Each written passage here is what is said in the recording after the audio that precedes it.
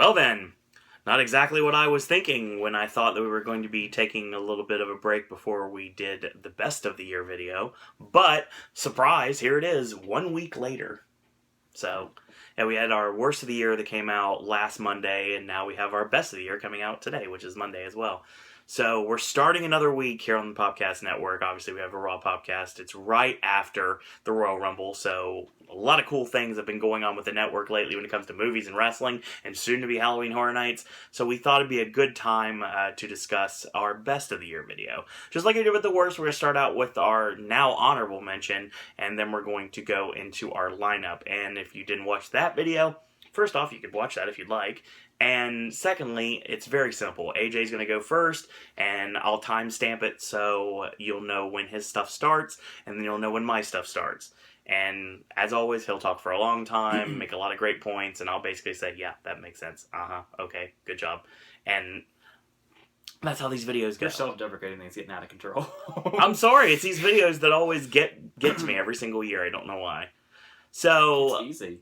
No, it's... You know the movie, just talk about it. Yeah, but some more so than others. So let's get to it. We're counting down our top 10 best movies of 2016. AJ, what is your honorable mention this year? Honorable mention is Lion. There you go. A movie that I really was not giving enough credit on my way up to seeing it. In more ways than one. Literally going to the theater, you still weren't giving it credit. Yeah, because I was into it because Nicole Kidman's my favorite actress, and she was obviously going to get nominated and now has. Yes. That was pretty much the only thing that had me going, because it seemed like it'd be kind of an interesting story, but for some reason it just wasn't Clicking with you, I guess. Right. And then, yes, it is very, you will have flashbacks of Slumdog, and not just because Dev Patel's the star of it. Exactly. It does kind of have that same feel at the beginning, and then the whole kind of going from there to, like, young adulthood or whatever. Even though Dev Patel is, like, 8 years older now, so young adulthood, it's probably but, it's just such a really powerful story, and like I was saying, this is such a great year for these insanely, great true stories. Oh, absolutely. To the point that it's hard to believe that some of these movies that have come out this year, that their stories are being told for the first time. Yeah. I mean, I know this is relatively recent compared to something like Hacksaw Ridge or Hidden Figures or something. Of course. But still, this is a really, really great story. It's one of those cases where it's just like, it feels so movie-like. You can't believe how real it actually was. Because even though, you will take, Hollywood will take liberties and stuff with anything, really. True stories and stuff like that. Right.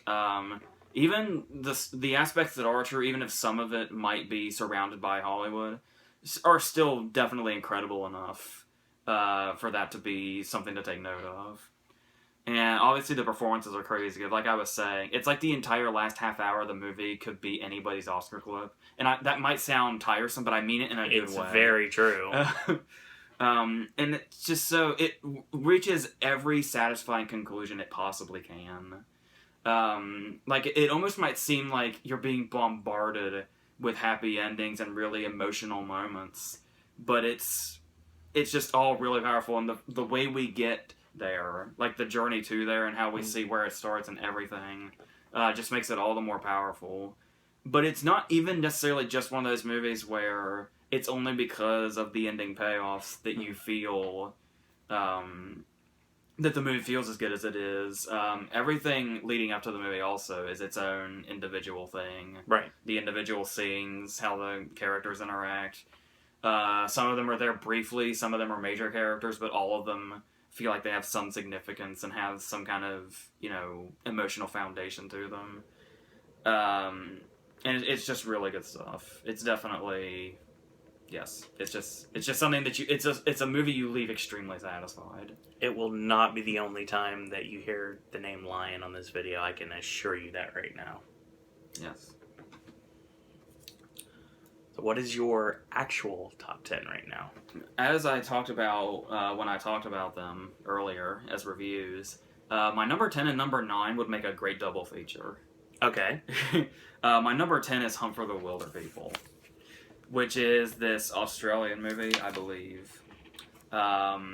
and it's Sam Neill who is put in charge of this kid who's like a foster nephew or something.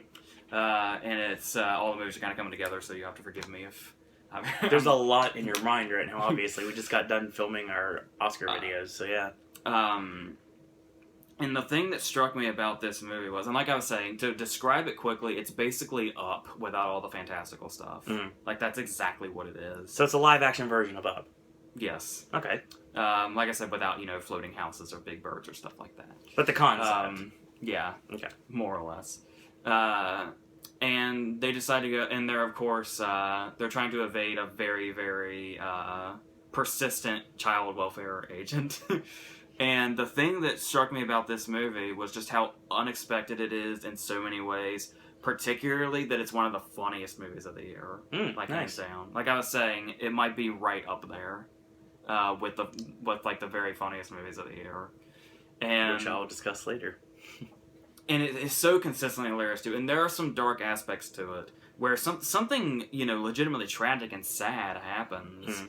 And then it's immediately followed by one of the funniest funeral scenes you've seen in a long time.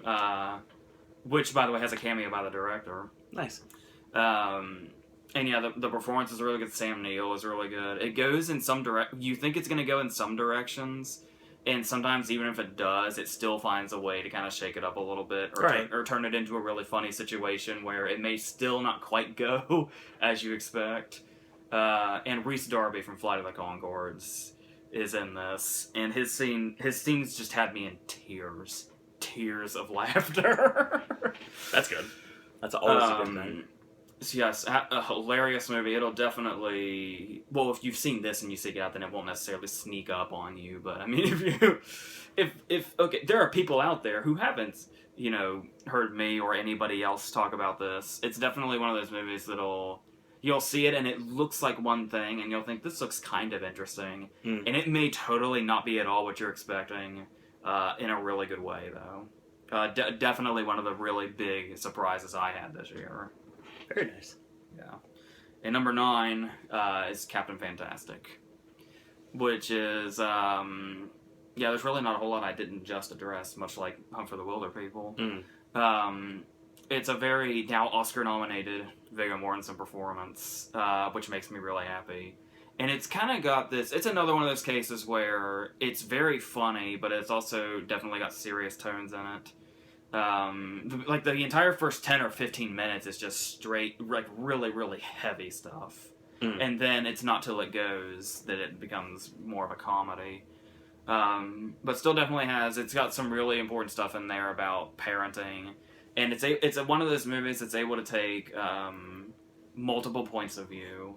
Like, you kind of think we're just going to stick to how the crucial characters believe, and that everybody else around them, like Steve Zahn or Franco Angela, are just like curmudgeons or whatever.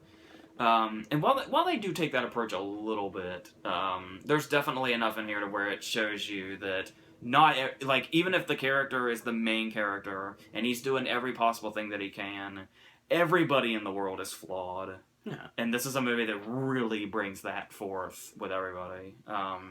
And all of its characters, and most of its characters are quite well rounded. Even some of there's so many kids. Obviously, some of them are going to be kind of pushed to the side and not get the spotlight as much as say the older kids might. Right. Or the one kid that really freaks out. But even so, there's definitely enough here for all the characters. A well-deserved SAG Ensemble nomination as well. And it's also not just like the parenting themes, but also just the just kind of the theme of values and stuff like that. It's got all that stuff in it, but does it in an extremely charming way. Like I was saying, if I had to compare it to one movie, Little Miss Sunshine kind of keeps jumping out. This gets. Oh well, it's hard to say. Little Miss Sunshine got dark with that arc and stuff, but there's probably still a bit more of a darkness over this than say something like Little Miss Sunshine. Certainly heavier moments of drama, but still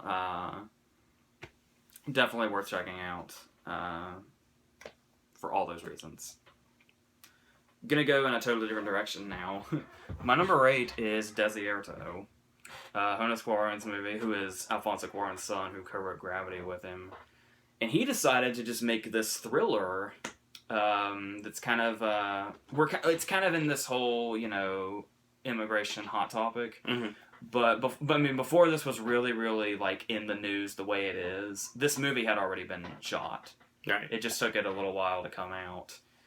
So a lot of people were dismissing it as like a propaganda movie, which was never its intention. Maybe in the slightest bit, but not to the degree that people will take it, given the political climate right now. I just saw this as a straight up thriller with two incredible actors that I love so much, Guy Garcia Bernal and Jeffrey Dean Morgan, going up against each other. That's awesome. If you aren't aware, the plot is Guy Garcia Bernal and a group of people are trying to cross the border in hopes of getting to either a better place or back to their families or whatever. And Jeffrey Dean Morgan is this villain who is... Shock. Yeah. Shock, surprise. He's now officially typecast. Who is like, but what makes him so good is how well he can play tender characters too. Right. He just doesn't as much lately. I agree. But the thing about it is, we don't know necessarily if he's like Border Patrol or if he's Border Patrol gone rogue, or if he's just a crazy asshole. I can't remember All the above exactly could be possible. if they really, really go into it or not. Mm-hmm. But because he has this one scene towards the beginning with this guy who kind of stops him. He's like, "Hey, so you're around again?" And he's kind of saying, like, I know who you are and don't go overboard. And he's just like, whatever, I'm not listening to you. And then the movie happens. And then it basically becomes a shitstorm happens. And then it's just Jeffrey Dean Morgan chasing Guy Garcia Bernal through the desert, through the whole movie. And it's this really, really intense... like all the set, like every set piece after the other is just this big, intense thing. Mm-hmm. Talking teddy bears have never been something that have been so kind of a life or death situation is whether this happens or not. Because he's going to take it to his child. Oh, okay. And it makes noise when he's trying to hide. It's like a Teddy Ruxpin. In a secluded place, something like that. And that's the thing is, Jeffrey Dean Morgan has a sniper rifle. This is a desert. There are only so many places you can hide. And just the whole movie, once it goes, it never stops. And it is intense as hell. Sounds like it. So I really, really like that. And it's one of those cases where you just kind of stop and think, this is just my kind of movie. Mm-hmm. Just in general. Right. Like this is the kind of movie that was always going to work for me. Because this is just the area that I like. Just really intense, very straightforward thrillers like this. Speaking of which, we're still in the kind of thriller category here. Still really intense situations. My number 7 is 10 Cloverfield Lane. There's always that movie that comes out really early in the year where you're like, man, are we ever going to get a movie that beats this? And it's, so yeah, it's obviously it felt quite a bit, and it was always going to. I always felt like it was a little vulnerable to this list at all. So honestly, I'm quite surprised it's still here. Right. Much as I still really like it. I just, I got it for Christmas, so I was able to just watch it again recently. I'm still extremely fond of it. It's all, I mean, Mary Elizabeth Winstead is very good and really plays up just how crucial and terrifying these situations are with just expression and urgency and all that. Mm. And then we kind of counter that with the calmness and charm of John Gallagher Jr.'s character. But I mean, let's be real. Still, to this if there's day, one thing people take away from this movie, rightfully, it's how, in more ways than one, crazy good John Goodman is. I mean, John Goodman's always been good, and he's always been good at these unhinged characters, and these crazy characters, these unpredictable characters. His nomination's coming. It's gonna happen soon. You mean generally? In general, it's going to happen. He should have got it for this, but the race was way too tight. His performance basically is this movie. Oh yeah, if you don't like Goodman's performance, we're not gonna like the movie. Because everything boils down to how he's going to react to something or what he's going to do when a situation arises. Mm. He could be saving them, or he could be their ultimate doom, or he's both. And it just matters of which side that you end up which side of his you're going to fall on by how you go about how you deal with these situations. Right. And he's just the catalyst for everything. And his performance matches the magnitude of what you'd have to do with his character put up against the whole concept of the story. Right. And it's really incredible stuff. People like to shit on it for the ending. Number one, you should have known, because the Cloverfield's in the title. I do get what Austin was talking about, where it's confirmed what they are when the first Cloverfield did not do that. Right. Maybe it was less what the ending was and more what the ending confirmed about what we may or may not have known in the first movie. That might be what people don't like. It's what killed Sinister too. But I'm okay with it, I suppose. I mean, yeah, I guess it can be seen as a little silly, especially with how easily it's taken care of. But it's never hindered the movie for me, because I was always kind of expecting something like that. Right. So maybe I had that going for me. Makes sense. So yes, really, really good stuff. My number 6 is going to be Moonlight. This is one of those movies where I really wish I had gotten to revisit it before I talked about it again. Same here. And I can't wait to see it again. I'll say whenever that is. Probably when it comes out on DVD, whenever that is. But still, it's one of those movies where when I saw it, I knew I was being engrossed and pulled in by something. Like, it's one of those cases where maybe you can't pinpoint it right away. Like, I was doing a lot of reflection I wasn't thinking about when I was watching it, when I did the review for it. Right, which was like, almost a week after the fact. Yeah, and that's what you do from time to time. And just the more I thought about this movie, the more everything grows and everything makes sense and everything just comes together and it becomes this beautiful thing. And I'm not sure if it's going to be one of those movies where it's only that. Like, I liked it when I was watching it, but it's really not until the reflection that everything sinks in with this movie. Absolutely. And the way it's put together and the way it looks and the way it's shot really have a lot to do with that too, where it's like this very sort of, like I hate overusing the word dreamlike, but I mean, seriously, when you think back on it, isn't that how you see it? Yeah. Even though it's been a good over a month, I think we saw it. Well, yeah, definitely over a month. And obviously, in this whole way of taking 3 performances, this is on the performers and Barry Jenkins as a director, being able to pull this off, especially with young, inexperienced actors. Right. You take 3 actors who don't have a ton of experience, if any, and you have them play the same character seamlessly, to the point that while you're watching the movie, it stops occurring to you you've seen 3 different actors play the same part. Not just in appearance either. It wasn't until I got up close and personal to the poster after watching the movie I realized the poster's a picture of all 3 of them. Because it's made to look like it's one person, which it is. It's one character, 3 people. And I love it's my favorite poster of the year. It really is. It's really nice. And it's ingenious. In these scenes, like take Mahershala Ali, for instance. In a movie like this, with a performance like this, you see it. He's only in the first part of the movie. Doesn't do a whole lot. Doesn't have a lot of showy scenes. But he's just this presence. And then you remember him through the whole movie, even though he's only in the first part. He's in the first 1/3. And he never comes back. He's mentioned again, like, once or twice. Like, verbally. Right, of course. Obviously, we get the whole, he may or may not be turning into him as he gets older. But as far as actually seeing him and hearing about him or hearing from him, it's just this one moment at the beginning of the movie.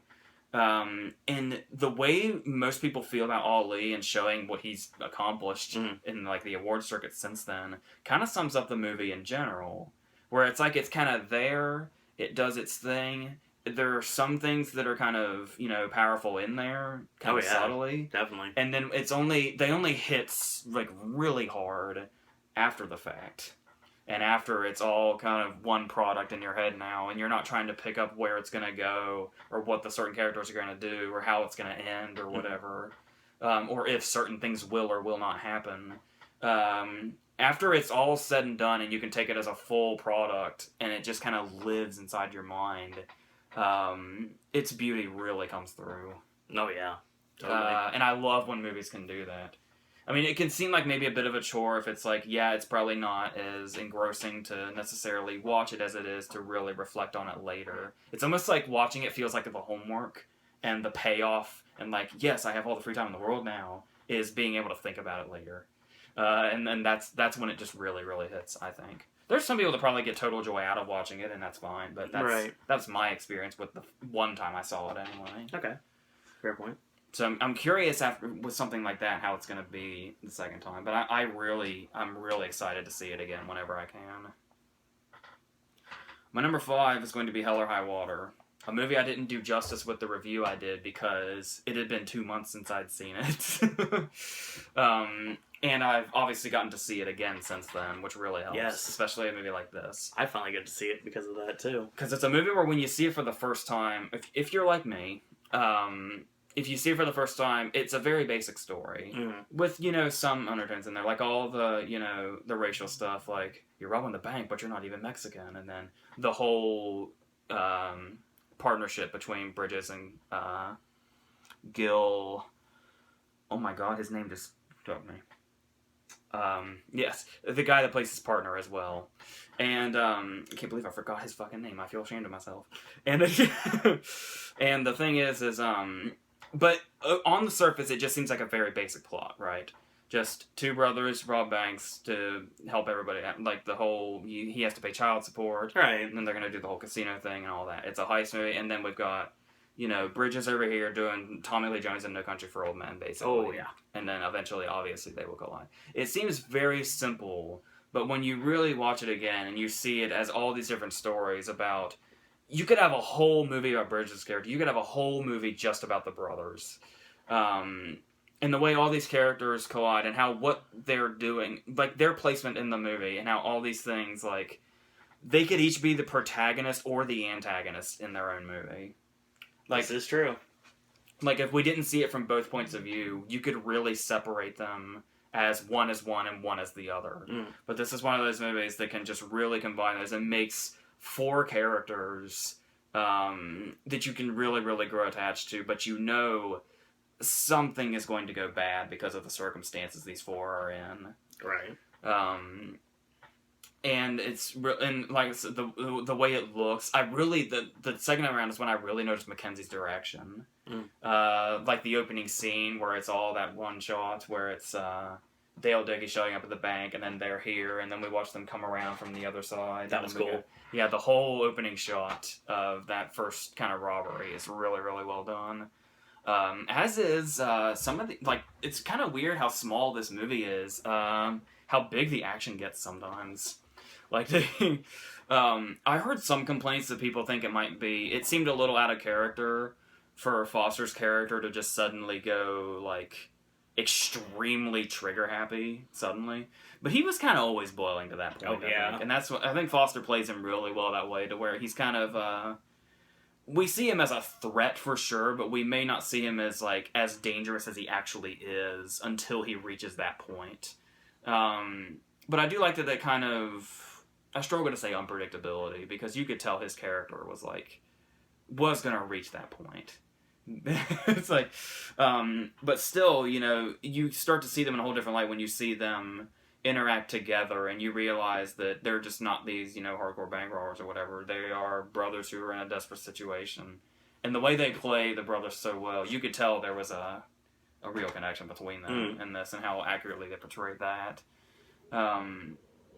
See, it's just very, like, not only, that's the thing, though, too, is you can say it's a very simple story about bank robbery and brothers and the old, the old-timey lawman who's on the verge of retirement and all that. You can say all of this is old stuff, but this is the kind of stuff to where it's so popular and it's been done so many times, because when it's good, like this, you can make something really great out of it.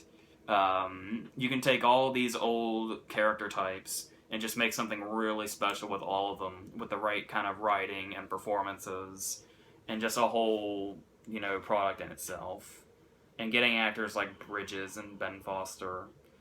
Chris Pine, I go back and forth on. Sometimes I feel like he's kind of bland. Sometimes I think he's amazing, like in his Carnahan movies. Right. Oh my god, Pine in a Carnahan movie is... You have to see it to believe it. If you see his other roles and then you watch Smoking Aces and Stretch, it's incredible what this guy can do. And I hate that he gets so kind of, bogged down in these bland roles. He doesn't really get to show it. But here he's another one where I didn't really appreciate him until another go around.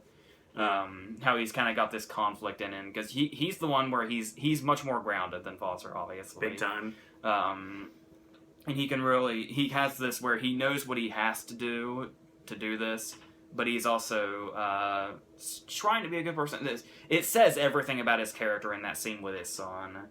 When he says, "You're going to hear stuff about me," and the kid says, "I'm not going to believe it." He says, "No, believe it, because I did all of it." That's a really good scene. It says everything about his character.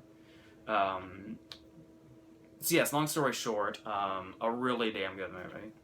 And like I said, in shows that you can take the simplest plots or the simplest of character types and really kind of shape them into something truly great, even in 2016. When the plots seem like they'd be age-old by this point, there's still greatness in very basic plot lines. So that's why you shouldn't always dismiss cliches. Right. You just gotta really make sure you do them right, and this movie does all of them right.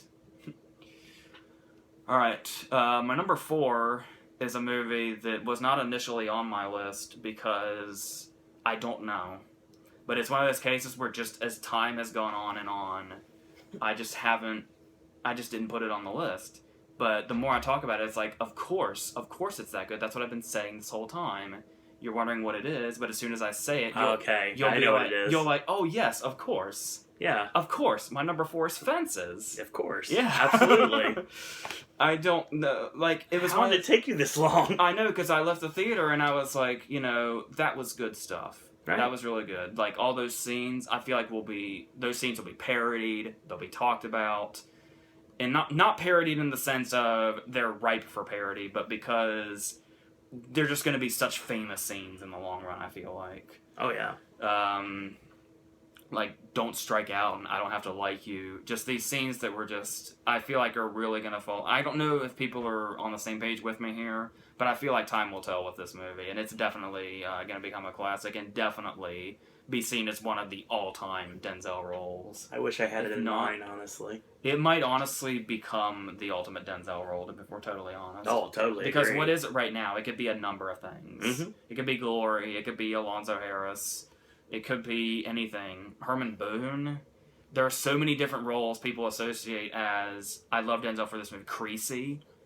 But I honestly feel like this could be Denzel's defining role. Oh, yeah, totally. And I just feel like it's going to be one of those movies where it's, and people see it as, it's hard to say a family values movie because, I mean, it is that kind of story about a dude that's just trying to, keep his head above water and keep a steady job, make sure his family's taken care of. Right. But at the same time, the really great twist that they put on this character is that he's a scumbag. Mm-hmm. Like, he really is. He is that, everyman. He's just a garbage man. He's really trying to get promoted to driver. He's going to take care of his family whether he likes it or not. But yeah, when the day's over, the dude is an unlikable scumbag. Yeah, very much so. Even though he knows where some of his values are. He knows where some important things are. But he might also be a huge hypocrite. I just love the speech about the furniture. It always gets me. I always seem to walk that scene too. I give him $10. Well, why you stop paying for it? It's like I'm just afraid to stop giving him $10. It's good stuff. This is just. People say it's just actors doing their acting thing in a small setting, and it's a film play. Well, number one, I feel like Denzel made it movie-like enough. Totally. Like, I view it as a movie for sure. And these performances are just like Michael T. Williamson is kind of sometimes he's great, sometimes he overdoes it. Right. But, you look at Denzel and Viola Davis and the supporting players. Stephen Henderson, I think is his name. Then there was Russell Hornsby as the son. My name has escaped me again on that kid that played Corey. I'm sorry, I keep forgetting your name, dude. Lots of movies floating around in that mind right now. Yes. But I feel like he'll go places after this. Right. Or at least he'll always have Fences on his resume, and I think that would be enough. So yes, I've been saying since we saw it, I feel like this movie is a classic in the making, and I'm gonna stand by that. Oh yeah. Until time tells us for sure. Like I said, I wish I would have put it on my list, but it escaped me too. So yes, I love Fences. Yes, yes, So. you do. It's like I almost didn't put it on here. It's like, why? I've been saying that's going to be the movie that's a classic from this year, and I love all these things about it. And it's just... And like I said... Why not put it on your best of the year list? For it to probably end up being the ultimate Denzel performance... Holy shit, that's saying a lot. And it would be really nice to see him get a nice Oscar for it, too. We'll see. If not, it'll be one of those things people look back on wondering what the fuck happened. If he doesn't. So, Casey Affleck, if you win, good for you, but you've got that in your future. Same for you, Ryan Gosling. So yes. My number 3 is going to be Cafe Society. Okay. Cafe Society is, of course, one of those... I really don't know how to expand upon what I said before, and I hate to kind of repeat it as if, I said this, and this is what I'm just going to repeat this. There's reviews for almost everything. Everything on AJ's list, I don't want to repeat myself because it'll sound like my passion's not in it, but honestly, when I saw Cafe Society, it felt similar to falling in love. Absolutely. You know what you're in for. Mm-hmm. You know it's going to end. You already know how it's going to end. When you're in a relationship, you already know either you're going to grow old and die together or you're going to break up. There is no in between. There's or something tragic will happen and one of you will die. But still, you know that there is an outcome and it's right there in front of you. Yes, Cafe Society is not the most unpredictable of movies. No. And it's certainly not something there are some people that like to really kind of throw it away as a second-tier Woody Allen movie. There's some people that flat out don't like it. When we were perusing worst of the year lists, it was on there. Yeah, I don't know how that even could be possible. But they just don't like Woody Allen, though. But that's the thing, is nobody can tell a story about old Hollywood like Woody Allen can. Nobody can recreate it like he does. Nope. I mean, there are definitely some great movies and directors that can do that, but I mean, when it comes to old Hollywood, Woody Allen's his own voice. Yes. And really has this fantastic portrayal of it that really takes you back. You could say it's a nostalgia thing or whatever. Whatever you want to say. Call it what you want. It's still a brilliant movie. Whatever makes you feel better. I know rose-tinted glasses is the favorite thing the internet to say now. Yeah, it's like somebody said that. I'm going to say that all the time now. Congratulations, you're creative, apparently. Congratulations, it's rose-colored glasses, and you just tweaked it so you could have it for your own. Anyway. And the thing about that is, like I said, the performances are great. There is no better Woody Allen representation, I think, than Jesse Eisenberg. He was born for it. And I'm really glad. I'm so glad he got this, because his first outing, obviously, was to Rome with Love. And we saw how that turned out. Yeah. So I'm so glad he got to really, really do a Woody role with this. That scene with the prostitute would be right at home in any Woody Allen movie. Oh, absolutely. I love that scene so much. And it's like his introduction to Hollywood is that scene. I really like Steve Carell here. Probably certainly a step above what Bruce Willis could have done. Obviously Kristen Stewart is perfection and I cannot think of another person that could have exuded that old Hollywood feeling. Oh, it was perfect casting here. Woody knew what he was doing. And like I said, even with those modern touches she does, it's like those recognizable lip tucks that she does. It still makes sense because at the start of the movie anyway, she sees herself in the wrong time period. Right. So it's just perfect all the way down. Like she has the appearance of old Hollywood, but she's kind of got that way about her that's modern. Of course. And that's exactly what the character does. And makes it all the more heartbreaking when she fucking sells out at the end. And it's... it's pretty much how Rules Don't Apply should have went. Yeah. Honestly. And just to look at. It's a beautiful film. Yeah, production design, cinematography, everything. It should have really been in the race this year, and it sucks that it wasn't. Yeah. Did I say costume? No, I didn't. Costume design as well, on top of that. And like I said, and you know, those old references to Hollywood are always, maybe they seem cheap to kind of pull you in for that nostalgia feel. But they work. I don't know, I love them. Yeah, absolutely. Like I said, it just really makes you feel of that world. And then we have side characters like Parker Posey, who I love so much. Corey Stoll, who we've all been waiting for him to reunite with Woody Allen since Midnight in Paris. Yep. And he does it again here. He's only in it for like 10 or 15 minutes, but he's one of the best characters in the movie. I've heard a lot of people say they would love to have seen his storyline just as a whole movie. That would have been great. By Woody Allen. Absolutely. Because Woody Allen crime movies are really good too. But I mean, seriously, there's nothing like his old Hollywood movies. And when he does a really big romance too. You will identify with all of his characters in one way or another. We do reach a point where the movie is only romantic for so long. Mm-hmm. But when it is, it like really is, and it really kind of hits you in a big way. Big time. And obviously we've seen through multiple movies that Eisenberg and Kristen Stewart kind of go perfectly together. Yeah. Adventureland, American Ultra, they always go well together.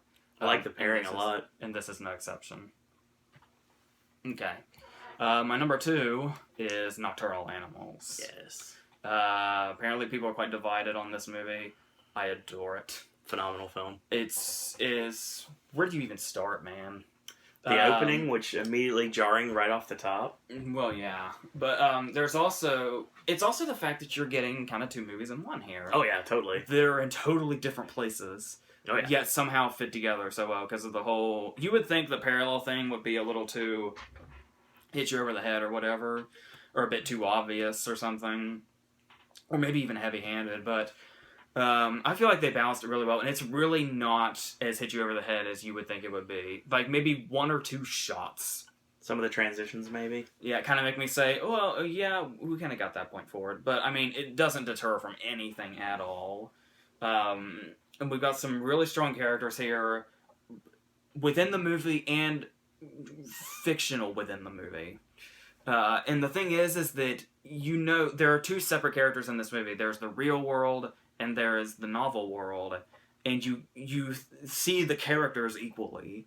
Like, you would think, you know, Gyllenhaal's character inside the novel and everything that happens to him and all this intensity, you would think there would be no suspense or intensity whatsoever because we know this is a fictional story. But that's only a metaphor for something not quite as drastic. But good God, that's probably the most intense scene of the year. At least up there. Well, no, I can think of one that tops it, but it's very, very close. The one that tops it's in the next movie. Okay. Oh, yeah. Okay, well... So, yes, in this whole scene, when Aaron Taylor-Johnson stops him on the road, it's a very long scene. That should go down in thriller history, this scene. And it's about characters we know aren't real, but all the suspense and the intensity is right there, and we feel like every single ounce of it. And then it goes into what could just be a normal procedural, but there's still just something so weird and fascinating, and so kind of... I don't even know what. It's very... when Michael Shannon's character comes in, and all this. And you can say, you know, maybe Amy Adams reading the book is not as interesting, because a lot of it is just shots of her reading the book. But still, I still feel that she's strong enough to make an impact when those scenes happen, and we kind of see how going through this story again and seeing it in this manner and what it's doing to her and how it's kind of deteriorating her character inside. One of my favorite scenes has got to be when she's reading the book and then all of a sudden she sees the death of her daughter. And she catches the image is basically staring at a naked body just laying on the couch, and we transition to her calling her, and she's in bed. That's one of the ones where I was kind of like, yeah, Ford, that was pretty obvious, but still, I did like it as a transition though. It was obvious, but sometimes obvious works. And yeah, and like just the performances in this movie are crazy. Gyllenhaal will do fucking anything. Yes. And it's he will go to really, really deep, dark depths that nary another actor can as effectively. Watch this in Nightcrawler in a double feature. I love what Shannon's able to do, and he's kind of when I was talking about the emotional deterioration of Amy Adams, we see the physical deterioration of Shannon through the movie. Yes. And I love the way his character, because that brings on a character. It's Michael Shannon as a character with nothing to lose. Yes. You don't get a better setup than that. And a well-deserved Oscar nomination. Much-deserved Oscar nomination. I still can't believe I'm saying that. I'm so happy. Not just that I called it since day one, I'm just happy that it happened. And Aaron Johnson. I mean, we talk about Shannon, yes. That Globe win for Aaron Taylor-Johnson, I love it. Yeah. Like, I really love that he won a major award for this. I would love to see him take the BAFTA, to be honest. I really would. It'd be great. And like I said, he's that character where it's like, you don't know whether to laugh or to be scared out of your mind. And it's one of those cases where you laugh because you're so uncomfortable, but at the same time, you're at the comfort of a distance. And you're like, if I was there, it's one of those cases where if you were like, I know people will watch the movie and they'll say, "Dude, nobody had a weapon. Gyllenhaal could have easily gotten out of there." That's really one of those cases where, do you really know that? No. Because there are a lot of factors in it where you feel like, even though nobody has a weapon, and even though it seems just as easy as, well, they could overpower them or something. There's something there. There is a on. total threat through that whole scene that you can feel that feels real, and it's so weird that the most real feeling scenes in the movie are in a fictional novel within the movie. That's amazing.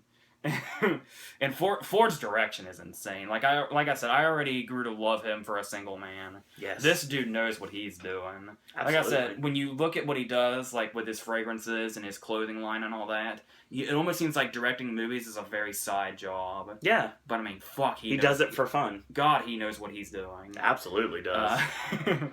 I wish he would have got more love this year when it comes to nominations.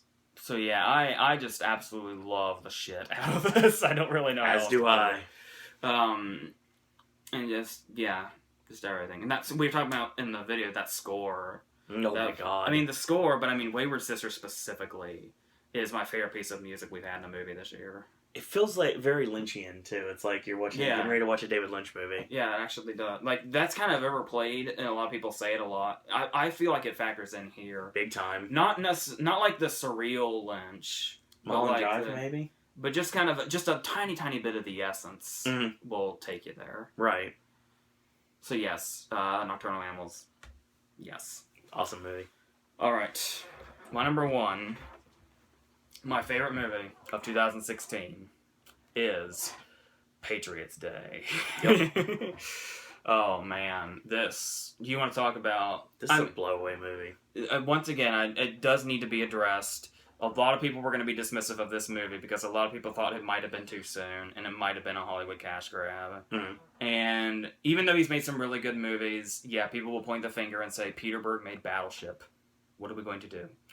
But my hopes were high because of how much I liked Deepwater Horizon. I really liked Deepwater Horizon a lot. But man, Patriots Day is a whole other monster. And it's so... when the scene happens, you wonder, how is Hollywood going to handle this? Is it going to be insensitive?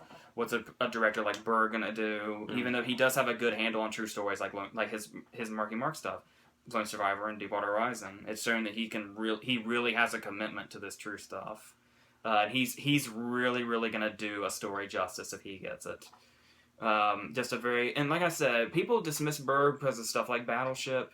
He only did Battleship so Universal would let him make Lone Survivor. Exactly right. Some people Peter Berg is a very strong director. Oh yeah, big time. Like I said, even fun action movies like The Rundown. The Rundown, as action movies go, is extremely well made.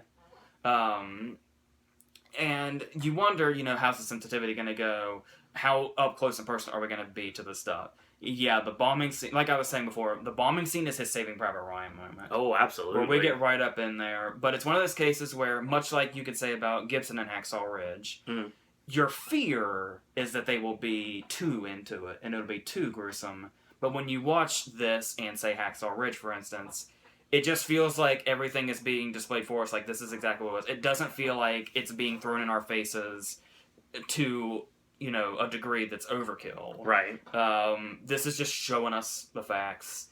And it's one of those cases where you can flinch, but you're never really looking away. You can't look away. It's like a car accident. You just can't stop watching. Well, it's because you just know how real all this is and how this is exactly what happened. It's an unnerving movie, to say the least. And you almost feel like, I don't know. I was going to say something, but then I kind of struggle to go in that direction. But still, and obviously we deal with the victims. Like, that's a very touchy subject as well, and how, if we're going to make sure that they get, the spotlight that they need. So he bookends the movie with the victims, to where you kind of think, like, the movie starts with them, right? And you think, okay, and then how are we going to play up all this stuff we got to do? Because we got to deal with them finding the bombers, the procedural aspect, and the victims and what they're going through and how they handle what's been done to them. So he does this really clever thing where we get the setup and we see them get split up from their families or their girlfriends or whatever, or their children, and they get separated. They go to separate hospitals. We find out what's going to happen to them, like what needs to be done to them in the hospital to fix them, or what can be done to salvage them.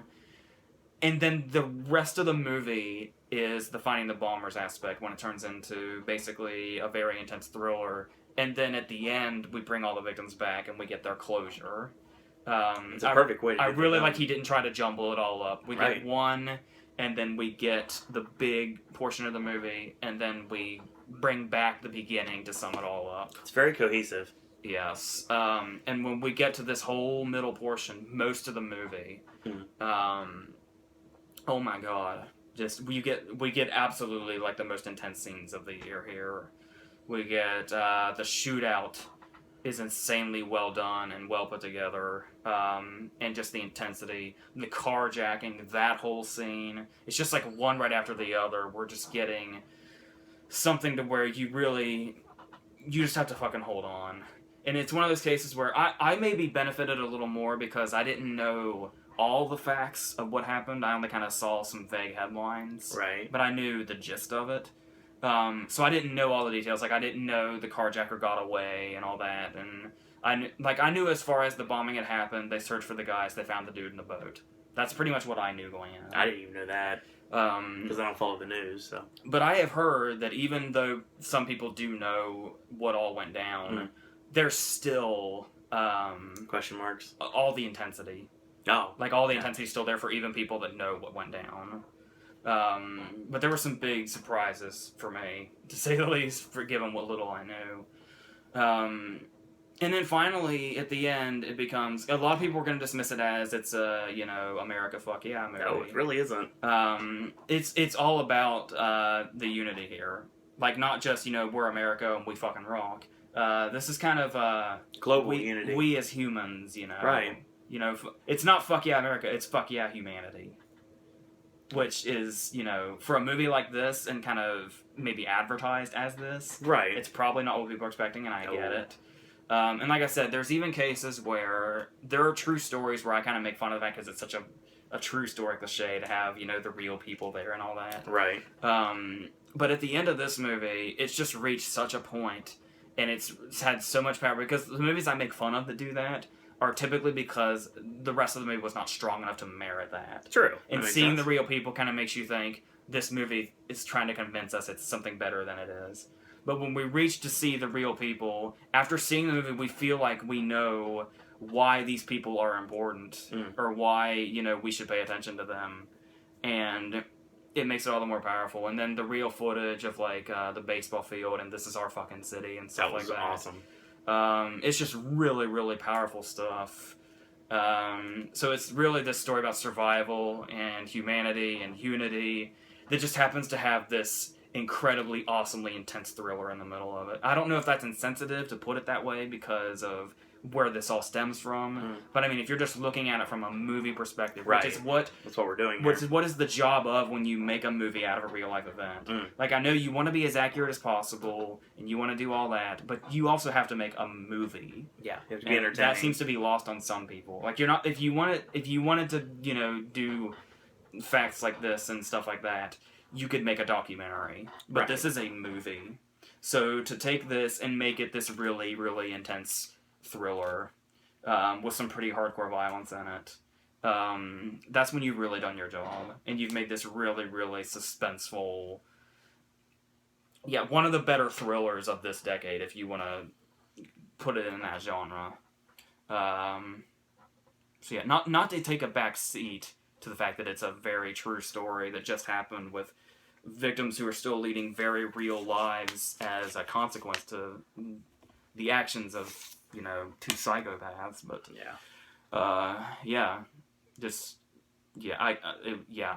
go Peter Berg. Very nicely done, sir. All right, so my honorable mention is Eddie the Eagle. I fell in love with this movie the second I saw it. You were hating on it when the trailers were out. Okay, hold on. Second I saw the movie. Hey, let's get to this. The Eddie the Eagle trailer given the fact that I've done projection work for my theater, and I did it for quite a while, and who knows, maybe I'll do it again someday for another company. When it comes down to it, the Eddie the Eagle trailer, I swear to you, I put on everything. Absolutely everything. And if I saw that trailer one more time, I was gonna... Oh, yeah. I love you, Claudio, but your music was getting on my nerves. The thing is, when it comes down to it, seeing the movie itself, and I love inspirational sports movies. I don't know what it is about it. Sometimes it just works for me. Eddie the Eagle is just a phenomenal film. Very well done. Taron Egerton here, he hit it out of the park with this in Kingsman and now Sing. So, like we talked about the girls robbing banks and everything. It's a funny little anecdote here. But the thing is, I like this movie a lot. I thought it was really well done. I thought it had a good message to it.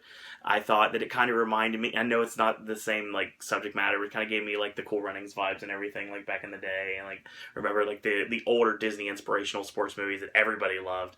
I just thought this was a movie that more people needed to watch. This is something I know a lot of people slept on, which is a shame, because this movie stuck with me throughout the entire season. When I started seeing things that were, like, taking out other things that were in my, like, half-year list, I knew that Eddie the Eagle would have to stay on here because it just stuck with me, and I just enjoyed it very much. It was a very feel-good movie. It was very funny. Hugh Jackman's funny in it. It's hilarious. It's absolutely, completely hilarious. And I was able to revisit it. Like, I missed a couple things that I had because I had to do something. And I went back and, like, when it was available online, like, after the DVD release came out, I was able to rewatch the scenes that I had missed. And it's even funnier, like, when they're, like, trying to get things done and he keeps messing up. And, of course, one of my favorite things is when he's like, okay, fine, I'm going to come out here. And on the first day, let's go to the giant top of the mountain and go down the hill. And I like seeing the aftermath of the guy that does that. And it's like, well he's trained. So look what happened to him. And they carry him out on the stretcher. I thought that was hilarious. And to see such a likable character, which, once again, you know is a real person. Absolutely. That you just can't keep down. Right. Like, in any other movie... in any other fictional movie even, which makes it better. Oh yeah, totally. You'd have the character reach rock bottom. Oh, absolutely. And then he'd sulk and he'd cry until he eventually was pumped back up. He never gave up. No, he never. When he reached rock bottom, he was like, well, we gotta do something. You can never keep him down. He is John Cena and for all aspects here, because you could never get him down no matter what you do to him, and no matter how many obstacles were in his path, he didn't care because he knew that he was going to make it to the Olympics, and he did, and it was awesome when it happened too. Even seeing when Jackman goes off on him, it's not even like a fight. It's just like, okay, well, you're in a mood, and yeah, I'm gonna leave now. Such an awesome movie. I wish more people would have saw this film. I wish it would have had some sort of... I don't know what kind of consideration it would have had anywhere, but I really wish more people would watch this movie. And I had to keep pushing it on people. It's got its fans. Yeah, but it's just... if they see it. It's forgotten, though. That's a shame, because there's so many movies that shouldn't be forgotten that are. My number 10 is the funniest movie of 2016, and a movie that stuck with me the whole time. I never laughed... in this time frame, I don't think I've ever laughed so much, and I ever laughed in Pop Star Never Stop, Never Stopping. I don't like The Lonely Island. I think they're really overrated, and I don't like Andy Samberg either. But for some reason, when you get a mockumentary feel, it works, and it works well. I can't even say I don't like Andy Samberg anymore. This movie single-handedly made me like him. Totally. Now. You don't want to go watch Brooklyn Nine-Nine or anything like. I think you actually said that in reviews. Like, I might just start watching Brooklyn Nine-Nine now. It keeps getting recommended to me, and I still haven't yet. Right. I mean, I'll go for 100 per hour. There you go. The seal scene. It's really, really funny the way that works out, too. All the cameos. You knew Justin Timberlake was going to be in the movie. You just had to wait all the entire movie for it. One of my favorite things is the self-deprecating humor with Mariah Carey. Oh, I thought it was going to be the bees. Oh, my God. The bees are amazing. Especially with all the Nick Cage stuff we've been doing on the network lately. Anything involving bees makes sense. This movie's just outright hilarious. The music gets stuck in my head. It gets stuck in your head and you can't get it out. It's got a vibe of like... Go ahead. You know, I reviewed Zero Dark 30 recently. Yes, you did. The Bin Laden song. Oh my God! In my head the whole time. So it's really weird. I'm walking theaters, and then I get out of the theater, and I'm cleaning the hallway, and all of a sudden I'm singing the Mona Lisa song, and I'm just hoping that no one walks into me, so I can't. So I'm singing the song that's really bizarre and everything, and it's just, I mean, like I said, I slept on the Lonely Island because I didn't really like them. I thought they were overrated, but this movie just, I mean, so good, so well done. There's so many comedies that really overuse cameos. Oh yeah, and I've started to give them kind of a bad name. Every cameo in this movie is hilarious. Yeah, they all make sense too. RNG. So many great things in this movie too. It's just, I'm telling you right now. I mean, I never thought I would connect with this movie as much as I did. And usually, if it's on my list, there's a personal reason for it, or it's just an outright awesome film. And this movie just absolutely hilarious. But you haven't seen Home for the Wilder People. No, I haven't. So in regards to it being the funniest I've seen this year. pending. Oh. Well, maybe I'll see it soon. Who knows? That's only basically if you show it to me. The music was fun. I kind of wish that something from the movie would have got nominated somewhere, but I knew that was never going to happen. Good luck. I know. Imagine that trying to be performed. Blame Canada. I always bring that up. Yeah, but the worst word in Blame Canada is bitch. Yeah, that bitch Anne Murray too, exactly. And they had to get that cleared for Hard Idea for a Pimp too. Yep. Can you imagine them trying to clear this? Yeah, that would have been great. So yeah, totally love Popstar. Definitely go see it if you haven't seen it yet. My number 9 is Lion. Here's the thing. With me, I wasn't sure what I would think of Lion. It was always the awards contender this year that I kind of like swept by the wayside. I don't know why. Just something that's just kind of felt like something I wasn't gonna like.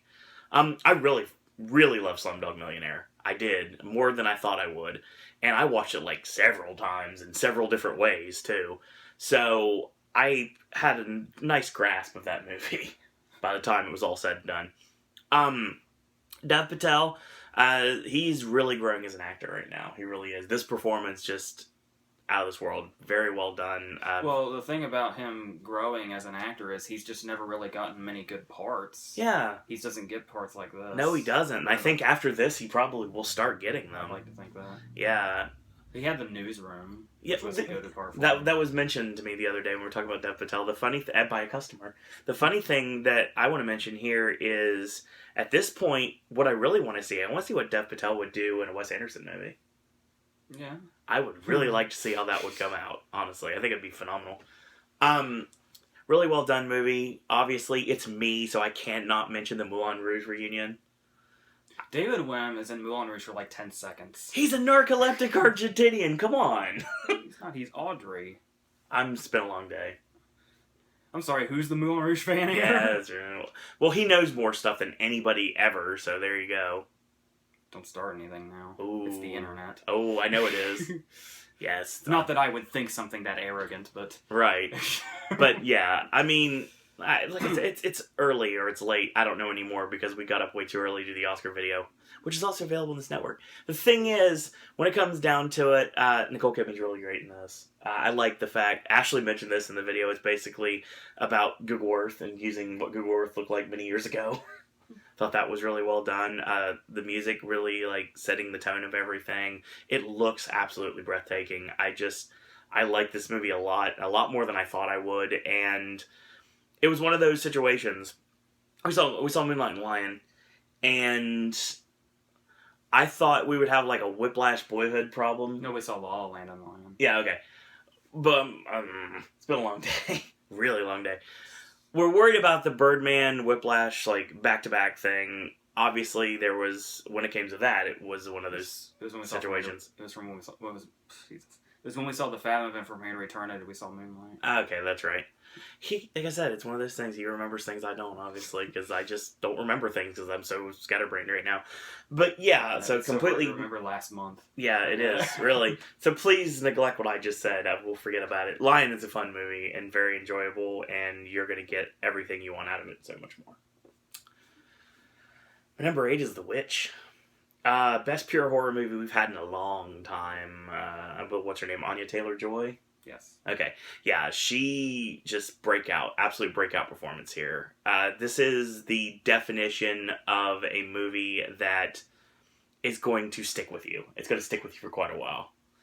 And it's something that when you look at the marketing for it and you see, what's his name? Black Phillip. Okay, I didn't remember which word it was.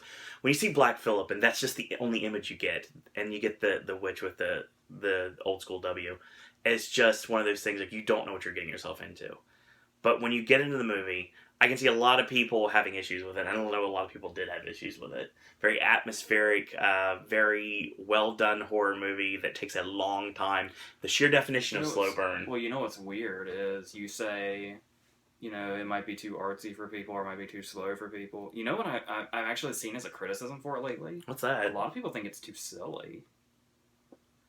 It's Black Phillip. That's probably the issue. I guess. Which is one of the most awesome things about the movie anyway.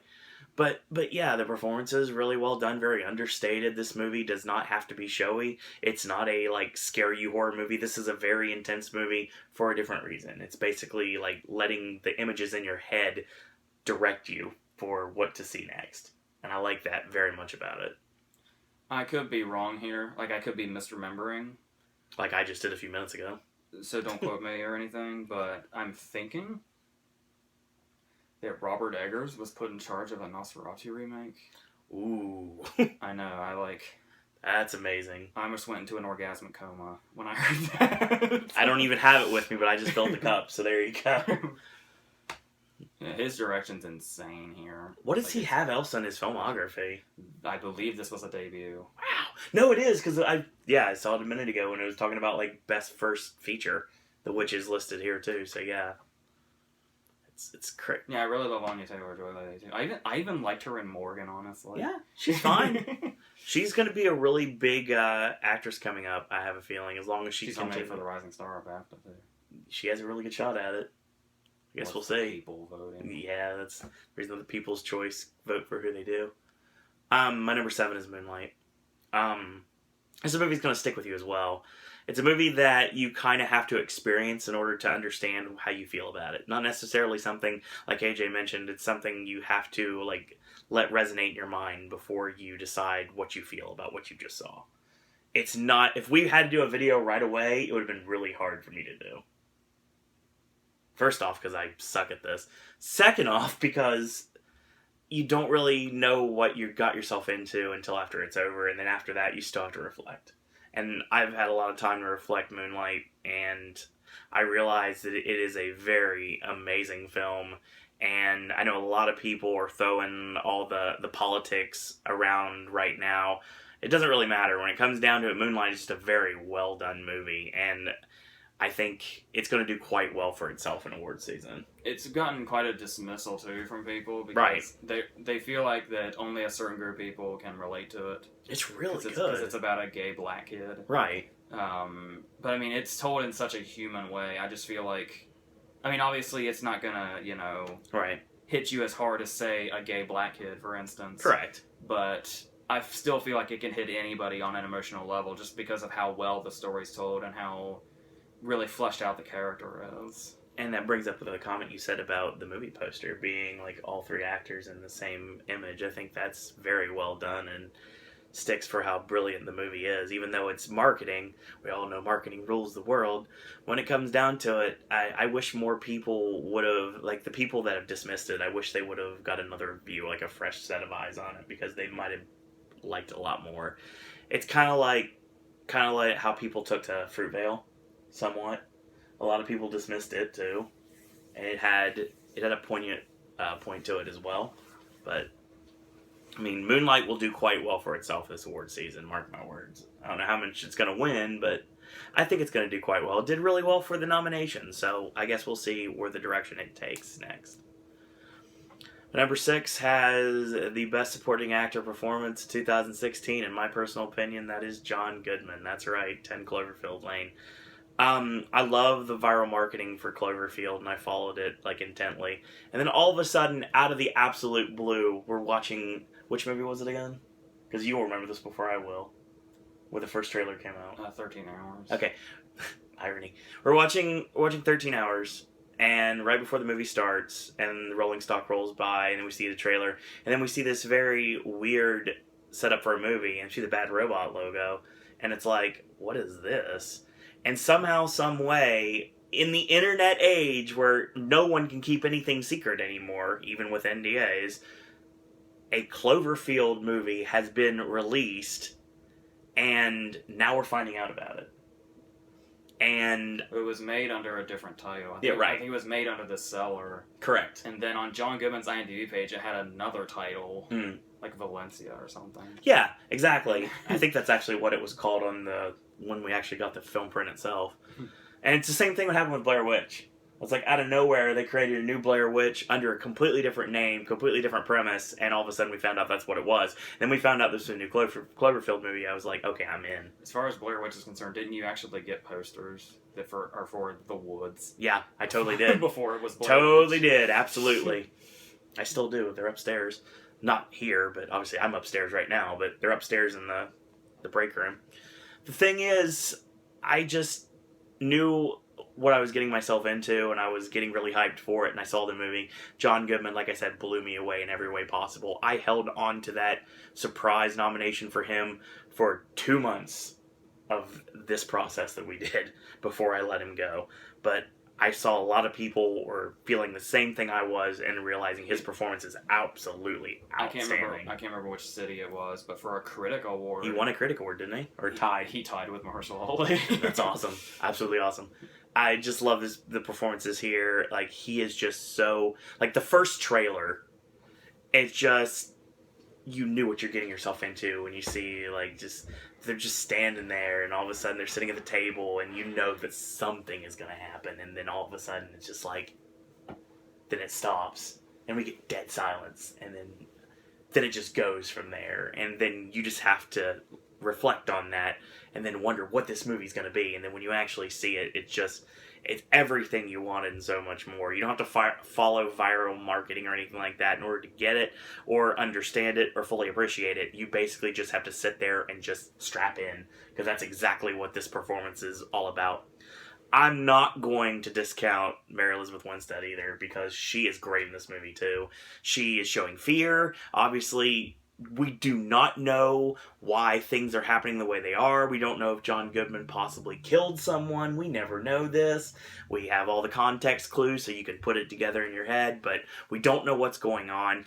Then we don't know what's going on outside. Everything's taking place inside a room, so it makes sense that all sorts of craziness could be going on outside, but it doesn't matter because we're focused on these people that are in this room, and we don't know how crazy John Goodman is until it's almost too late for everybody. So I just love how this movie was portrayed, and it's one of my favorites of the year without any question. I like the little detail that he has that beard through most of the movie. Right. And it's only when you realize he's really delved deep into his psychosis when he shows up clean shaven. Yeah. That's when you're like... That's how you know you're screwed. when the beard goes away, you know something bad is about to happen, and certainly it does. So yeah, if you haven't checked out 10 Cloverfield Lane, do so. If you like the ending or don't like the ending, just watch the movie for itself and realize the genius of John Goodman's performance. Like I said, it's not this year, obviously, but his rightful nomination is coming, and it's coming fast. He's going to join that. He's going to join the J.K. Simmonses and the Philip Seymour Hoffmans and the group of the actors that deserve to have a nomination and one day will get one, because they did and he will too. Let's hope. It'll happen. Speaking of a movie I slept on, I'm very glad you showed me this. My number 5 is Hell or High Water. This movie's great. It's the Coen brothers. It's David Mackenzie doing the Coen brothers, and it's written so well. It's so funny. It's so intense. There's so much going on at the same time. I love the side characters. Again, more Coen brothers like. I love this movie, and I really wish I wouldn't have slept on it as long as I did. As a matter of fact, I had an opportunity to watch this movie theatrically too. Didn't take it because I didn't know what kind of force it was going to be in the season. But to be honest, I didn't watch anything when I was in Orlando, so there's that. But the thing about it it's just everybody here just hits on all cylinders. I love this movie. I love the way it was. And I think it's a really good year for sidekick cops, because obviously that's what the Oscars like this year. Bridges is amazing here. Chris Pine does a really great job. Ben Foster's awesome here. It's just everybody tells this tale, and it just works. It works in every way possible. And like I said, I wish this movie would have gotten more general public love. I know that wouldn't have really done anything with as great as it did at the Oscars. It was out for a long time in theaters. I don't know how long. How long do we have it? Do you know, or do we ever get it? I'm sure we probably didn't. Here? No, Yeah, we never got it. Here. Okay, I didn't think we did. Sometimes we get posters that are movies that we don't get, and then other people reap the benefits. It's been a good month since it's been out on DVD. I'd like to think it's definitely, especially with all the awards love, I hope it's found an audience. Yeah. Like I said, I feel like a good number of people have seen it, but it's getting really wider. Yeah, it's definitely something that would go really well with like your.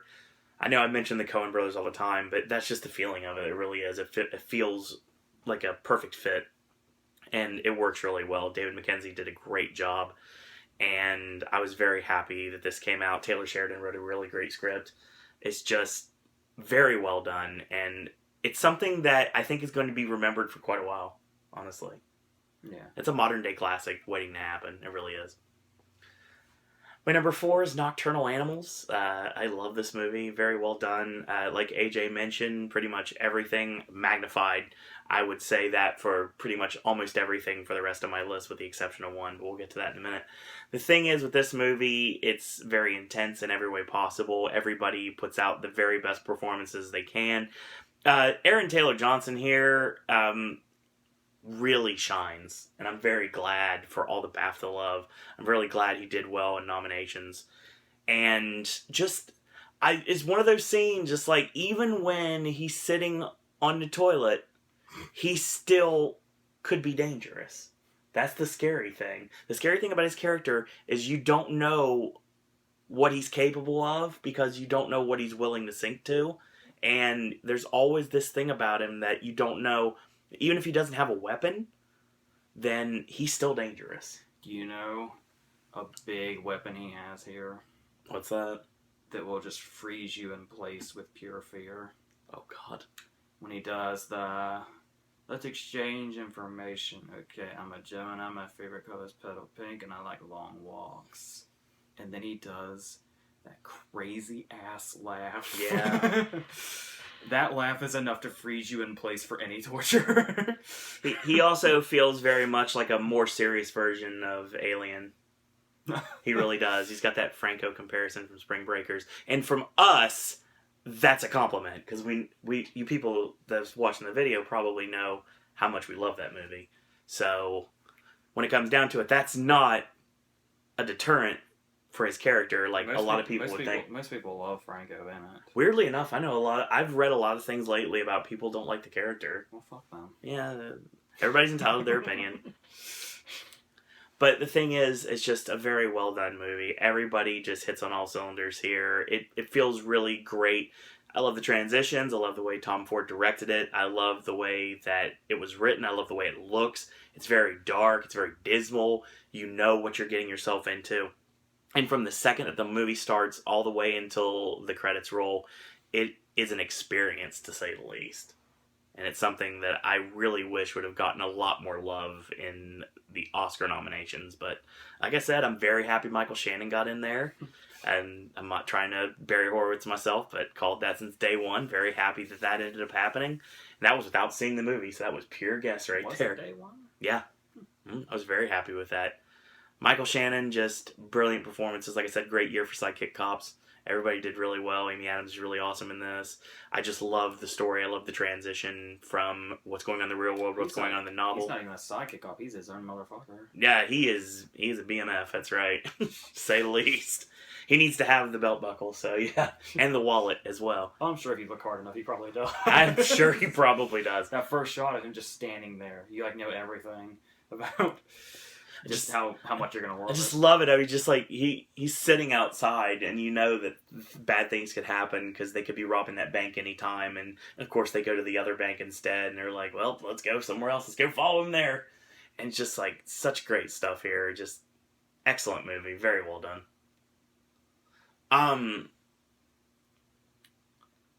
So we're going to go to number 3. My number 3 is Cafe Society. Like I said before, if you resonate with me personally, you're going to do well in my mind. Cafe Society got me from the second it started all the way to the end. I love the compatibility of Jesse Eisenberg and Kristen Stewart as a couple. I think it works really well. And they really convey the fact of love, the fact of hate, the fact of just disinterest from everything that they've ever done. I think they work really well as a pair, and I really hope that more directors decide to use them as such. It's a very lovely movie. It's old Hollywood in the right way possible. Woody Allen hitting on all cylinders like he should be doing on every single film. He hasn't really missed for me personally, except for like a couple things, like maybe To Rome with Love potentially. What have you seen? I've seen a lot. I've seen the newer stuff. Okay, so I mean, like, I don't like Vicky Cristina Barcelona either, but I mean, You and Me with Older Stranger wasn't very good either. no, it was kind of a miss movie. I mean, I remember us watching it. It was kind of like it didn't even feel like a Woody Allen movie, really. It just felt like it was kind of there. Woody Allen's back here. Just a phenomenal film. Just very well done, very well written. Woody definitely, like AJ said, knows old Hollywood, knows how to portray old Hollywood on the big screen. And all of us are better for it, for seeing films like this, because it makes us realize our love for Hollywood started with just watching one film in the back of a cinema, like back when we were kids. So just our love for film in general. And Woody Allen conveys that every single time. And I really wish, again, I say this before, I wish Cafe Society as a whole would have got more consideration. I wish Woody Allen would have got more consideration here. It would have been nice to see him in a screenplay lineup, honestly. But it was not to be, unfortunately. The movie was very well acted, and everybody just a phenomenal job. I very much enjoyed it. My number 2 came absolutely out of nowhere, and I wasn't thinking I was going to stick with this as much as I did. My number 2 is Patriots Day. Peter Berg, for me, obviously, goes back to the Great White Hype. And I'm always going to mention this. No matter what Peter Berg does, forevermore, he's going to be mentioned. The Great White Hype. Terry Conklin, obviously. Always have to remember that. Just like no matter what he does in history, and you know where I'm going with this, Alfred Molina will always be the Spaniard in Maverick. No matter what he does, he will always be the Spaniard in Maverick. You connect somebody to a role, and that's how you remember them for the rest of their times. Sometimes you grow out of it, sometimes you just do it because it's normal. But still, or not normal, I guess in this case. For Patriots Day, it's something it looked good. The trailer looked good. Obviously, I have watched the trailers. AJ, of course, does, and he listens to them. And I'm sure it's a very interesting experience to listen to this trailer. Very well done in every way possible. In another year, this would have been an Oscar contender. It should have been an Oscar contender, to be honest. The direction of Peter Berg here, getting us literally up close and personal with everyone involved, including people that were in the bombing and even people that caused the bombing. That's another thing that's very interesting, and I'm sure it's quite controversial, going into the psyche of the bombers themselves. Like the fact that one seemed a little bit like he was kind of being bullied into it, and he's the one that ends up going crazy. But it's the other guy that seemed really stoic. He was going to do this regardless. And it was nice that we actually got to see a little bit more into their mind to find out why they may have done why they did. Because we're obviously never going to really know. Because the only people that really know what they did, they're not around anymore. So obviously you kind of had to guesstimate exactly how it was going to go. And I think that Peter Berg did a phenomenal job in doing just that. J.K. Simmons jumps the fence. It's amazing. Absolutely incredible. That shootout, absolutely awesome. I was on the edge of my seat the whole time. Just everybody, Marky Mark here gets a lot of flack, but he really knows how to do action movies. He really does. He knows how to do thrillers. He has a big emotional scene in this stuff. Yeah, he has a lot of really powerful emotional scenes in this movie. And everybody comes off, no one comes out unscathed here. Everybody has something that has now stuck with them until the end of time because of what has happened, this tragedy. Everyone has gone through from a different perspective, whether they were on the outside looking in, they were in the very middle of it, or whether they were on the outskirts, or down to that poor guy that had just had to stand there with a dead child underneath a sheet and just stand there and deal with it. Just unbelievable film. Absolutely well done. But if you've been paying it any attention, you would probably know that my number 1 was never going to change. Patriots Day got real close. It bumped Cafe Society out of number 2, because it was originally going to be number 2. My number 1, without any doubt, without any question, is La La Land. I absolutely love this movie. The concept of this movie was, to me, Damien Chazelle directing an old-time musical with Ryan Gosling and Emma Stone. And right away I was hooked. I was like, okay, I'm ready. Let me know when this movie's coming out. And then it took forever for us to finally get this movie. Like, I'll shoot with you guys, unless after this video's over and I check our bookings, we still don't have it at my theater. And the theater that's now 20 minutes away is finally getting it this weekend. We went 45 minutes to a theater, the theater that we normally go to, and watch this film. A sold-out showing in the middle of the afternoon, the day of the Golden Globes. And I was waiting for... Oh, it was the Saturday, yeah. The Saturday before the Golden Globes, there you go. So, we did this in line on the same day. Luckily, we did not have... This is the conversation I wanted to have earlier. We did not have a Birdman Whiplash situation here, because I love both movies. Obviously, they're both on my top list. One at the very bottom, one at the very top. But they both still made it. From the second this movie started, I was just hooked. I was hooked from the second. From the CinemaScope logo to Another Day of Sun. I love that. I love the way they did that at the Globes that night. I thought that was really well done. I know it's probably, a lot of people would be like, oh, that was just obvious they were going to do something like that. Well, it was, but I didn't really care because it was awesome. And all the music just hits on it. Like, the relationship between me and Sebastian, just absolutely awesome. I like the fact that Sebastian is basically like an old school jazz. He's all about old school jazz, and he doesn't like how modern things have become, and he basically is just playing on the fact that he wants, more than anything, to open a jazz club, even in the time that it probably wouldn't be feasible to make it work, but somehow it still does. And then you've got Mia, who is basically just trying to make it as an actress, and she's going to audition after audition after audition just to try to get her foot in the door, and just literally getting it slammed in her face every single time. And them meeting and just falling in love is just, this is for you, AJ, it was absolutely dazzling, this film in its own right. And I'll tell you right now, everything about this movie works for me. Up into seeing Tom Everett Scott at the very end, like I said, it's really nice to see after all this time, Guy Patterson still knows where to find good jazz. And you never know, after all this time, you probably still have Del Paxton in the back corner sitting at a booth that we don't see off screen. It would not shock me at all. But the thing is, this movie is done very well. And AJ, I know, is not... I mean, okay, it goes back to the Aziz Ansari sketch on SNL. And I know a lot of people have been talking about this lately. About the guy that's basically interrogated by the cops because he doesn't outright love La La Land. And I understand where you're coming from. Because... for all intents and purposes, this guy, the closest thing you're going to get probably would be AJ here. He doesn't outright love the movie, but he likes the movie. And he gave the movie a 3-star review. So obviously he's not going to wax poetic like Ashley and myself are going to be. But you got to understand Didn't you that... say there was somebody that even responded to that review that wasn't very happy? Yeah, exactly. that I didn't absolutely love it. Exactly. It was one of those things.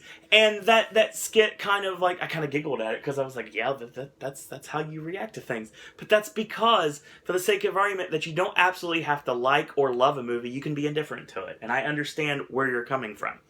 But me, on the other hand, I do not spend money. You know, I'm a very frugal, very tightwad person when it comes down to it. I don't spend money unless I have to. The second I got home, I bought the soundtrack. I've been listening to it at work. It's the only thing to get through days sometimes. And I just love every second of this movie. And it is a love story that I cannot personally identify with that made my best movie of the year. And that's not something that normally happens. Normally, if it's a love story, I can see something of myself in it. I can see nothing of myself in this. I just love the movie for what it is. It is a brilliant masterpiece. Damien Chazelle will be the youngest director in history after February 26th, and I'm super excited for it. So, all hail the new musical up among all musicals, La La Land. And plus, says a guy who's probably seen about 6. But I'm a Moulin Rouge guy. And I remember loving the movie, seeing it 13 times in a theater. And when it came down to it, I see a little bit of that in the movie. I see a little bit of everything in the old time musicals, like talking about like Carousel and talking about like Guys and Dolls and everything, like West Side Story, all these things that really make La La Land work in every way possible. It's big, it's grand, and it works in every way possible. And that is why the number one movie for 2016 for me personally is La La Land. When we talk about what they evoke, I don't think I even mentioned this in the review. I don't think you did. Umbrellas. Yes. It's the one that's supposedly the biggest inspiration of all. Mm-hmm. I gotta tell you, I didn't think of that movie once while watching it. Really? I mean, I get the inspiration when I think about it, but while watching the movie, it was like the one movie he was really trying to evoke was like the one I wasn't thinking about. I don't know what that says. It could be either way. But and the fact that you take all these modern things, this happens in present day, and everybody is still treating it like it is a musical from the 30s or 40s. I think it's phenomenal that was even done. It's more like the 50s. Well, I mean, either way, it's still something that would not be seen today. This is a movie that most likely would not happen today. I'm not sure her name is Michelle Hazanavicius. Yeah, it's very much like the artist. I think maybe another reason I like it too, because I love the artist so much. But yeah, just like the artist sweeping, I think we have another sweep on our hands. And come Oscars, was hardly a sweep. It missed screenplay and all that. Well, I mean, it was winning everything going up to everything. Yeah. But you mean as far as picture sweeps? Yes. Yeah. When it comes to Best Picture sweeps, I think we got another one on our hands, and a very deserving one at that. Damien Chazelle just knocks it out of the park in every way possible. The Justin Hurwitz score, everybody looks great in this movie. Everybody comes out great in this movie. John Legend is fun in this movie. There's so much great stuff about this movie. J.K. Simmons, I love the cameo. It's great. Great to see him in there. But yeah, Tom Everett Scott, everybody involved, very well done and very awesome to see this movie doing so well. And like I said, very happy to put it at my top of the year. So that's what we've got for our Best of the Year video. This is not the end of 2016. We still have BAFTA predictions. We still have Oscar predictions. We still have Spirit Award predictions. All that is coming in the very near future. And we still have 2016 movies that eventually we're going to have to knock out as well. So we got Silence, Jackie, who knows about anything else, so I guess we'll find out. So we'll find out when you guys find out, obviously. So continue to watch the other segments here on the network. Obviously a bunch of wrestling content, given the fact that it is now Monday. We had the Screen Actors Guild Awards went out yesterday, and also the Royal Rumble. That podcast is available right here on the network. Wrestling content coming Monday and Wednesday this week, and of course all the regular segments here on the network. Horror Night stuff coming soon. So that being said, follow along on Twitter, on Patreon, on Zazzle, and also on Facebook fan page at Popcast Network. So in the meantime, I want to thank you guys and girls out there for watching. Feel free in the bottom to leave your favorite movies of the year in our comments section. I'm sure a lot of them will be angry people. So incredibly infuriated and angry we didn't bring up the goddamn Nice Guys. If I've known the internet in the past year, yeah, the Nice people Guys are going to be really angry about it. But I did put over Ryan Gosling, so that's all that matters. So that being said, I want to thank you guys and girls out there for watching. AJ, any parting words? That's it.